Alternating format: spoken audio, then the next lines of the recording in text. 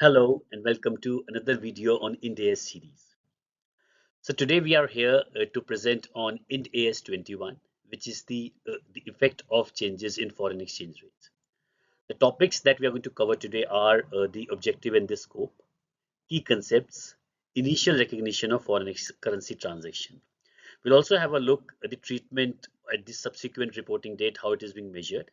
We'll talk about the recognition of the exchange differences, translation of the financial statements of foreign operations, and then we'll also have a look how the treatment is done when there's a disposal of the foreign operation. We'll talk about advance consideration, borrowing in the foreign exchange for the PPE, disclosure, and finally we'll have a look at the differences between IND AS 21 versus IES 21. So we'll quickly move to the first slide and start the discussion. Okay, so we'll spend some time in understanding the objective and scope of this standard. So typically when we're talking about the foreign currency transactions, so those largely arises because entity deals in the foreign transactions, and any transaction which is being done with any counterparty in the foreign currency that leads to the transaction in the foreign currency. And then we have to make sure that whenever we are having the transaction in the foreign currency, we have to account for the effect of changes in the exchange rate because of those foreign currency transaction. So how that amount or the exchange differences is being recognized and presented in the financial statement, that is first thing that is being discussed in the scope of this, in the objective of this IND AS 21. Second is that an entity may have the foreign operations as well. So in which case that the translations of the foreign operations has to be done in the functional currency or the presentation currency of the entity, and how that is being done, how the translation happen, and what is the impact of that translation in the books of accounts and the effect and the recognition. So that is something which is within the objective of this particular standard. So when what we are then saying that how to include the foreign currency transactions, and then how to translate the financial statement into presentation currency, and the principal issue on which the exchange rate, and how to recognize and report of the effect of change in the exchange rate of the financial statement. Now, if we'll quickly talk about the scope, so scope covers in accounting of the transaction and balances in the foreign currency, except for those. So it includes all the transaction except the transaction which fall within the ambit of IND AS 109, which is like largely of the derivative transaction. And in translating the results and the financial position of the foreign operations that are included in the financial statement of the entity. So typically, all the transaction which is being included in the presentation of the operation which is being managed outside the area of the functional currency, how that is being reported in the presentation currency of the entity, that will something that is being which is being addressed in the scope of this standard, and in translating the entity's result and the financial position into the presentation currency. What is presentation currency, what is functional currency, what is foreign currency, and what is the concept of translation, all these definitions will be discussed in the upcoming slide. So the users, the viewers and subscribers have the clear understanding that what these definition actually mean. So what is the presentation currency, what is the functional currency, what is the foreign currency, what is the translation, all will be discussed in detail in the upcoming slide.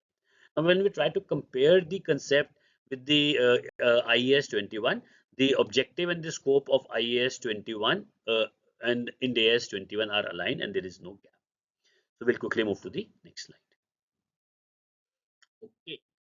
So we'll quickly talk about the key concepts, and when we're talking about the key concepts, we are largely going to look at all the key definition that needs to be kept in mind while we are dealing with this IND AS 21.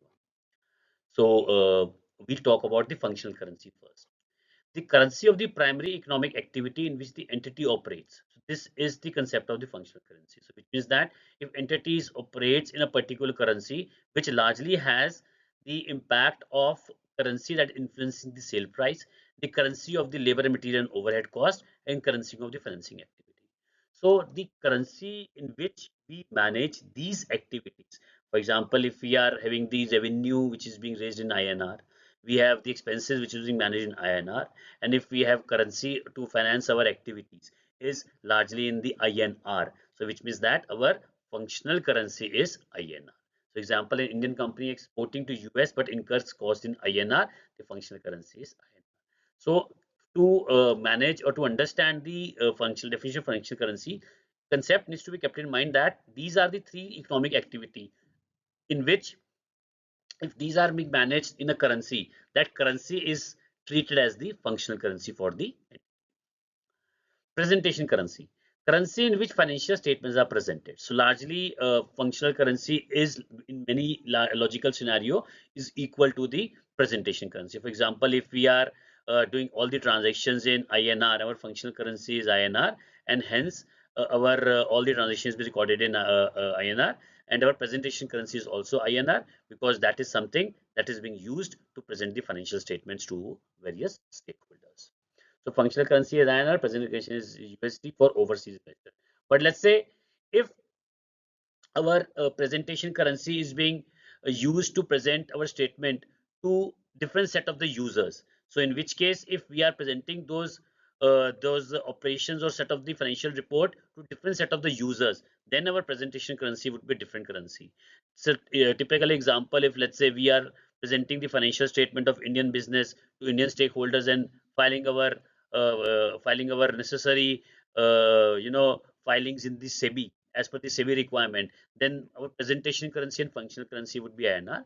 But let's say if we are doing some presentation in respect to some of the US reporting, then for in that case, and if we are having some transactions, or let's say we have an operations in the foreign entity, then we have to report those transaction in the currency which is other than the functional currency. So example here, like functional currency in INR, but presentation is currency USD for the overseas investors. So we can then use the presentation currency as the USD. Foreign currency is any currency other than the functional currency. This is very simple definition. So when we are dealing in any other currency which is apart from the foreign functional currency, then it is to be treated as a foreign currency. So what is the concept of exchange difference? So exchange difference is the difference resulting from the translating a given number of the units of one currency into another currency at a different exchange. So which means that when we enter into transaction, we enter into multiple transaction. We enter into transaction of monetary item or non-monetary item, and what is the definition of monetary and non-monetary? We'll touch base in the subsequent slides. So whenever we are entering into transaction, there is some balance that is being remain at the end of the reporting period.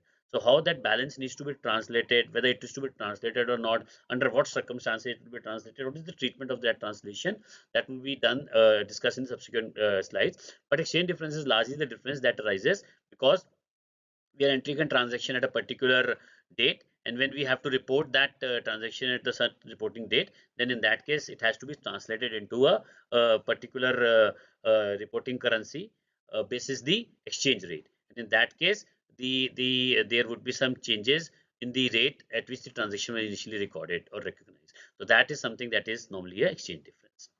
So foreign operations is an entity that is subsidiary, associate, joint arrangement, or branch of the reporting entity.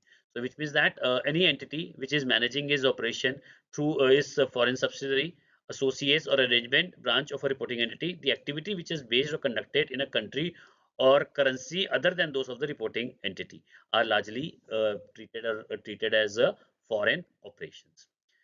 Following additional factors are considered in determining the functional currency of the foreign operation and whether its functional currency is same as that of the reporting entity. The reporting entity in this context being the entity. So there are certain factors that needs to be considered while determining the functional currency of a reporting entity. So those, what are those factors? It's being there in the next slide. But what we are trying to say here is that there are some additional factors that needs to be determined that will be considered while determining the functional currency of a foreign operations. So whenever we are having the foreign operations, we have to determine its functional currency. And if let's say functional currency of that particular foreign operation is same as the functional currency in which we are doing the presentation, then there is no translation. But if the functional currency of the foreign operations is different from the presentation currency in which entity operates its financial statement, then it requires a translation. And what are those rules we are going to see in the next slide. When we try to compare this with the IAS 21, it's equivalent and there is no change with respect to the IND AS 21. So we'll quickly move to the next slide and see some of those conditions then. Okay. So in this slide, we'll talk about how to determine the functional currency of the foreign operations. So we discussed that functional currency of the foreign operation needs to be determined basis some key conditions. So we'll discuss about those conditions here. So first, whether the activities of the foreign operations are carried out as an extension of the reporting entity rather than being carried out with a significant degree of the autonomy. So in case if the foreign operations is being managed largely from India, or let's say we'll take example of India as a functional currency, and if let's say we have a unit which imports the largely from India only, and then all the merchandise which is being imported from India is being sold in the local currency, and then all the remittance proceeds is being handed over by getting the proceeds into convertible foreign exchange, and then all these are remitted to the India. So which means that there is no autonomy of the foreign operations. So in that case, the functional currency of foreign operations is INR only, functional currency. But if let's say there's a degree of autonomy, let's say if 80% of the business is being managed locally and only 20% is being managed from, let's say, India by through imports, then in that case, the functional currency of the foreign operations would be the local currency of that particular country in which it is managing the business. Secondly, where the transaction with the reporting entity are high degree or low proportion of the foreign operation. Again, this is the same concept. If the percentage of the transaction with the India, I'm taking example India because I'm assuming that we are talking in context of Indian scenario. So if the largely is being influenced by the India operations, then it is being the functional currency of the foreign operations would be INR. But if it is proportion is vice versa, let's say only 10 to 20% is being managed through India, but rest is being managed locally, then the functional currency of the foreign operations would be the local currency in which for foreign operations are being managed. Likewise, similarly, with the where the cash flow and the activity of foreign operations directly affect the cash flow of the reporting entity, then definitely it has to be a kind of a scenario wherein all the cash proceeds which is being collected by the foreign operations is being sent or swept to the India, and then that is being used by the India to manage their obligations in the India. And in that case, the functional currency of the foreign operations would be Indian currency, which is INR. But if it is not that case, if foreign operations funding is being managed and they are managing the cash flow independently, then the functional currency of the foreign operation will be the local currency in which foreign operations is being managing its activity. Likewise, if the cash from the activity of foreign operations sufficient to service availability or anomaly that also typically what we are trying to say here is that in determining the functional currency of the foreign operation, there is no clear cut rules and factor. It has to be a very judgmental basis, but it depends upon the fact that if majority of the operations is being managed independently by the foreign operations in their local scenario, then their functional currency is largely the local currency in which they are operating. But if that is not the case, if manage and control is largely being centralized in, let's say, I'm taking an example of the Indian scenario. So if let's say it is managed in the India, then in that case, all the functional currency of the foreign operations would be the INR. So we have quickly given a quick example here that if the indicator is the nature of operation, suggest parent currency is the extension of the parent. If it is extension of the parent and autonomous, these are the criteria. Transaction of the parent if it is high or low, cash from the flow remittance if it is immediate regular and the limited or regular, and debt servicing if parent funded and if it is self funded. So wherever suggested parent currency is recommended, so these are the conditions that if nature of the operation is like mere extension of the parent and transaction with the parent is very high, cash flow remittance is immediate and regular, and debt servicing is parent funded, then in all these cases, our functional currency of the foreign operation will be the parent currency. But let's say if there are conditions like nature of the operations are autonomous by the foreign operations, transaction with the parents are low, cash flow remittance is limited, and debt servicing is funded independently by the foreign operation, then the functional currency of the foreign operation would be the local currency in which foreign operations are managing their operations. So if we talk about the differences between the IND AS 21 and IS 21, they are largely aligned. There is no difference. So this concept actually helps us to determine the functional currency of the foreign operation. So these are the indicators that will help us to determine which currency needs to be used while defining the functional currency of the foreign operations. We'll move to the next slide then. Okay. So we'll quickly cover upon the concept of initial recognition of foreign currency transaction. Okay. A foreign currency transaction shall be recorded on initial recognition in the functional currency by applying to the foreign currency the amount of the spot exchange rate between the functional currency and the foreign currency at the date of transaction. So rule is simple. So whenever we have a transaction, we have to do the initial recognition. We have to record that amount in our books of accounts. So the initial recognition will always happen at the spot rate, the rate that is there on which the transaction has been executed. That is very simple. The date of the transaction is the date on which transaction first qualifies for the recognition in accordance with IND AS. For practical reason, a rate that approximates the actual rate at the date of transaction is often used. For example, an average rate for a week or a month or might be used for all the transaction in each foreign currency occurring during that period. However, if exchange rate fluctuates significantly, the use of the average rate for the period is inappropriate. So typically, we go by the spot rate, but to determine the spot rate, some organizations also go with the average rate. We can use that average rate. Practical reasons that rate approximate the actual rate at the date of transaction is often used. For example, an average rate for a week or a month is used. But if the fluctuation is quite high for that particular currency, then we have to determine some better method to record that exchange rate at which we have to record that amount in our books of accounts. So typical example, when we are purchasing an equipment of, let's say, at the USD for 10,000 USD, and if spot rate is 80, we record the transaction of PPE and create a entry with the PPE to accounts payable of 8 lakh rupees, which is the rate at which the transaction is being held at that particular spot rate. So we'll move to the next slide then. Okay, now after having done the initial recognition, what is it that we have to do at each of the reporting period? So at each of the reporting period, we have to do some effect of the difference in the exchange rate, because at each reporting date there is some balance that is being outstanding on account of those transactions. So the treatment depend upon the fact whether that particular transaction is monetary or non-monetary, and within the non-monetary, whether the transaction is recorded at the historical cost or at the fair value, because PPE are sometimes given an option of recording at the historical cost or the fair valuation as per the IND AS 16. So we'll talk about the monetary item first. So monetary item like cash, receivable, payable, loans. So translation is rule is that whatever balance is outstanding, we have to translate it to the closing rate, and then whatever difference between the initial recognition and the closing rate, that needs to be recognized in the P&L. For non-monetary item, for PP and inventory, translation rule that transaction date rate is normally used, and there is no translation effect because entries are recorded at the historical cost. And in case of the non-monetary fair value, it has to be routed through OCI, wherein whatever fair value increase has been recorded in my OCI, that OCI only we have to adjust the rate on the valuation date, and that translation effect or the exchange rate differences would be routed through OCI. So simple example here, monetary item, a trade payable, we have USD 10,000, rate on transaction is 80, rate at the year end is 82. So forex loss is something which will charge to by P&L, which is 2 rupees multiplied by 10,000, and that is something which is be charged to my P&L.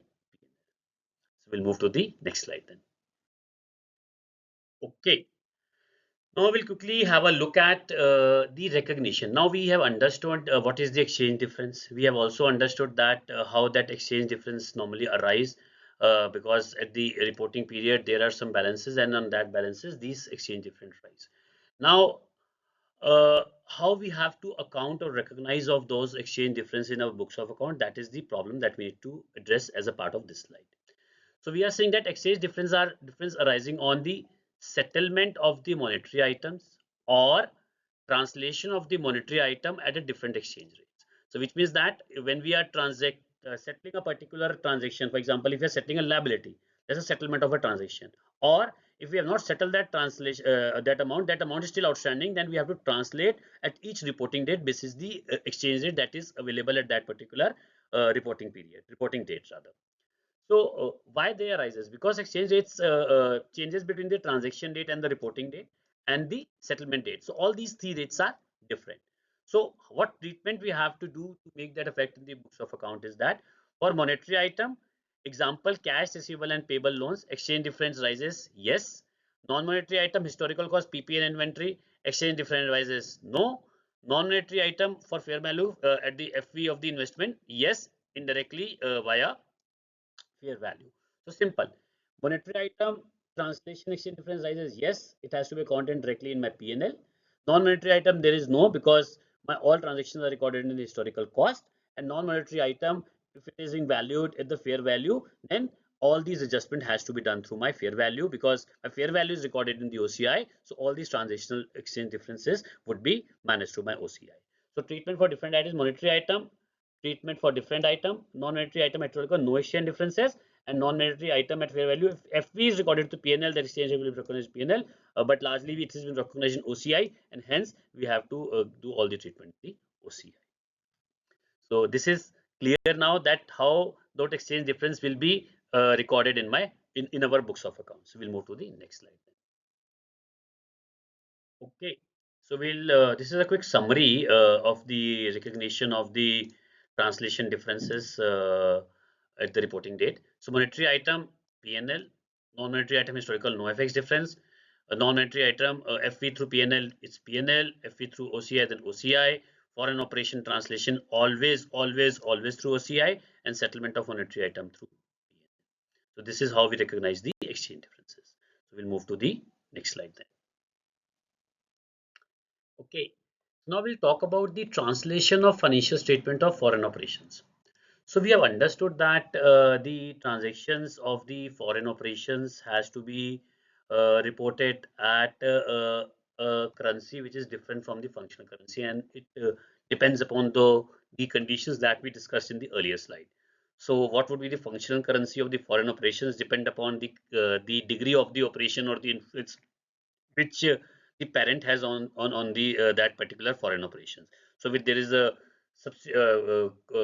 large degree of autonomous which is autonomy that is being there in the foreign operations, then the local currency is the functional currency for that particular foreign operations. But if the operations are largely controlled from the parent, then the functional currency is the functional currency of the foreign operations is the functional currency of the parent. Now, by the statute, it is required that if a country is being managing its operation in a particular foreign location, foreign country, then it has to do the reporting for that particular statutory authority into a particular presentation currency, which is different from that of the functional currency of the parent. But for the consolidation purposes, all the different currencies in which the reporting happen at the local country level in the different reporting currency. In that case, the consolidation needs to be done in a currency in which the holding company or the parent company present is financial, which is known as the presentation currency. So an entity may present its financial statement in any currency or currencies. If the presentation currency differs from the entity's functional currency, it translates its result and the financial position into the presentation currency. For example, when the group contains the individual entities with different functional currency, the results and the financial positions of each entity is expressed in the common currency so that the consolidated financial statement may be presented. So typical example is that we have an Indian company having subsidiary in UK. Functional currency is the GBP. The parent in India is INR. Assets translated at the closing rate, income at the average rate, and the resulting difference will be shown in the OCI. So what are the rules of the conversion? So all the assets and liabilities will be converted on the closing rate for that particular currency with the parent currency. All the income and expenses, which is like payable largely, is being shown as a transaction date or an average date that we have already discussed in the earlier slides.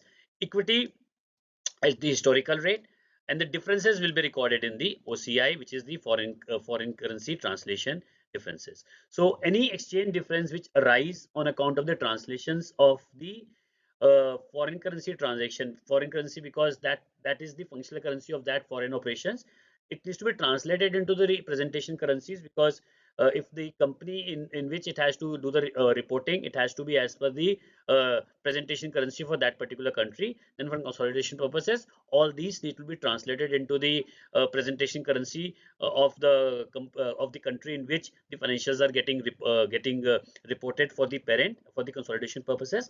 Then the translation logic is basis this logic that we have just shown, that assets and liability would be at closing rate, income expenditure has to be a transaction date, equity historical rate, and all the any differences which would be there, that will be routed through my other comprehensive income. So this is the methodology. We'll move to the next slide then. Okay, now we'll talk about the treatment on the disposal.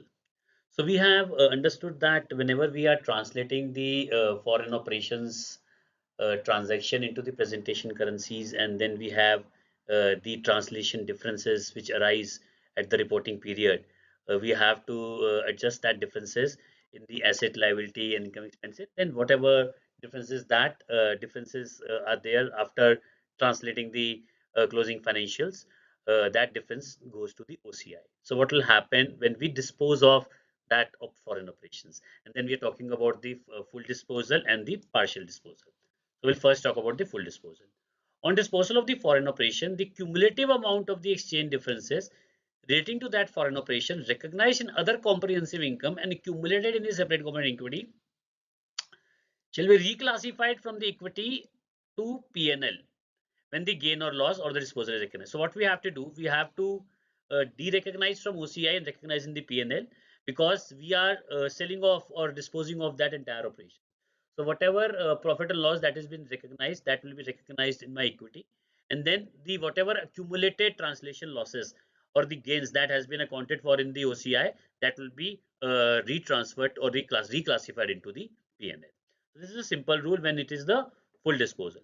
But in the case of partial disposal, in addition to disposal entity and entire interest of foreign operation, following partial disposals are accounted for as a disposal. So in the case of partial disposal, the most important point that we need to keep in mind is the point which we have already highlighted in the yellow. So what we are saying, on disposal of a subsidiary that includes a foreign operation, the cumulative amount of exchange differences related to that foreign operations that have been attributable to the non-controlling interest shall be derecognized but shall not be reclassified to the P&L. In the case of partial disposal, what we have to make sure that whatever amount that has been recognized in form of the non-controlling interest. So in the non-controlling interest also we have classified that amount in our OCI. But in the case of the partial disposal, wherein we are disposing the some part of the OC, some part of the NC, some part of the rather than full disposal, we are disposing of some part, and the proportionate NCI part of it, right? It needs to be de-recognized rather than reclassified. So it will be de-recognized from the equity itself, and it would be not reclassified as such to the P&L. So this is a fundamental difference. So in the case of full disposal, what we have to do, we have to reclassify the amount from the OCI to P&L. But in the case of partial disposal, the equivalent or proportionate amount which is equivalent to my OCI portion, that will be de-recognized rather than reclassified. So we'll quickly have a look at the example in the next slide. Okay, so what we have done, we have created an example to illustrate that it with more details. So when a subsidiary with the foreign operation is disposed of, the cumulative foreign currency translation reserve related to that foreign operation is reclassified to P&L for the parent share, but the portion attributable to the NCI is derecognized from the equity and not recycled to the P&L. This is the fundamental difference that we were talking about. Example, Indian parent company owns 80% of the foreign subsidiaries. S is the foreign operations of the functional currency. Consolidation financial statements maintained by the P. So parent is holding 80%, NCI is 20%, total is 1 lakh. So on the disposal, parent share would be de-recognized in my OCI and recognized in the PNL. But in case of NCI share, it will be de-recognized from the OCI and it will be transferred to my equity. This is the fundamental difference when we are dealing with any when we are talking about the disposal and the partial disposal. The partial disposal or the full disposal, whatever the case may be, the amount which is attributable to the NCI portion will be derecognized rather than reclassified from the OCI to the PN. So we'll move to the next slide then. Okay. Now we'll spend some time in understanding the concept of advance consideration and what happens when we have, paid some advance or for a particular item, and then we have those advance still being shown in our financials at the end of the reporting period. So what will happen to those? So we'll talk about that. So what we are saying, the accounting treatment for advances given in the foreign currency depends upon whether the advance is monetary advance, an advance for which will be received back in the cash or settled in the fixed or determined amount, or the non-monetary advance, which means the advance which is being settled by delivering the goods. So if we have given an advance and we expected that amount to be returned in terms of the money only, there's a different treatment because it is treated as a monetary item. But if let's say we have given some advance and on the return we are going to get that asset, that is treated differently and we'll normally classify it as a non-monetary item. So what is the treatment then? So we are saying that what we are saying that is for monetary advances initially recognized at a spot rate on the transaction date, restated at the closing rate at each reporting date, and exchange difference is recognized through P&L. Simple. So when we have given an advance and we expected that advance to be get back to us in a form of money, then what we have to do, we have to record at the spot rate initially, and each reporting date it has to be recognized. This is the closing rate, and whatever differences it has to be recognized to my P&L. But for non-nominated ones, the difference there will be different treatment because it is recorded at the historical exchange rate, not retranslated at the reporting date, no exchange difference recognized, and amount remains frozen until the settlement. So what we are saying that for monetary item restated at closing rate, yes. Non-monetary item, no. Exchange difference rise in P&L, yes. There is no exchange difference because the rate uses closing rate, and here the rate uses historical rate. So this is a quick slide on the advance consideration, and when we have given that advance in the foreign exchange, so foreign currency. So let's just quickly move to the next slide then. Quickly touch base upon the interest on the borrowing cost when we are using that borrowing to finance our PPE. So though it is being largely being dealt as a part of my borrowing cost, but we are quickly trying to show is the rate of the exchange rate if at all it is there. So exchange difference up to the interest cost is capitalized if it is a qualifying asset as per the definition of the borrowings, which is IND AS 23, and whatever balance is there, it will go to my PNL. So this is kind of a unique difference with respect to the IAS 21, because IAS 21 says that capitalization is not allowed and everything will go to the PNL. But this is the India carve out. So which means if an asset is a qualifying asset as per the definition of the borrowing cost, then it will go to my PPE, and anything which is over and above which will go to my PNL. So this is a unique difference with respect to the IND AS 21, and this common this is a one of the fundamental difference between IND AS 21 and IAS 21. We'll move to the next slide then. Okay, so we'll come to the disclosure part of it. So what we need to disclose. So we have to disclose the exchange difference which has been recognized in PNL. We have to disclose the exchange difference that has been recognized in OCI, reconciliation of foreign currency translation differences, nature of the foreign operations, exchange difference allocated to NCI, and then the amount recycled to PNL on the disposal. So these are the items that we need to disclose as a part of our notes in the financial statements. We'll go to the next slide, which is the last slide, to showcase the differences between the IND AS 21 and IAS 21. Okay, so we'll come to the differences slide. So, as we mentioned that IND AS 21 is largely aligned with IAS 21.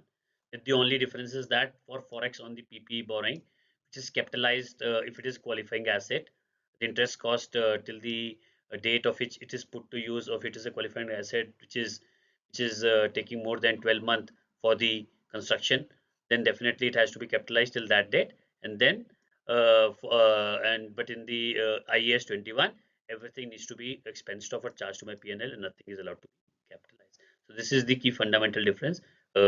Rest everything is same with respect to both the IND AS 21 and IAS 21. So we'll move to the last slide, which is the thank you slide. Okay, so this is the last slide. So I would like to thank all my viewers and subscribers for watching this video till the end. So please cascade this video to all the professionals who want to have understanding on how the accounting happens for the differences in the exchange rate for multiple scenarios, and you can also cascade to the students who are appearing for their professional examination. So we'll come with the next index very soon. So till then, thank you, goodbye, and have a nice day.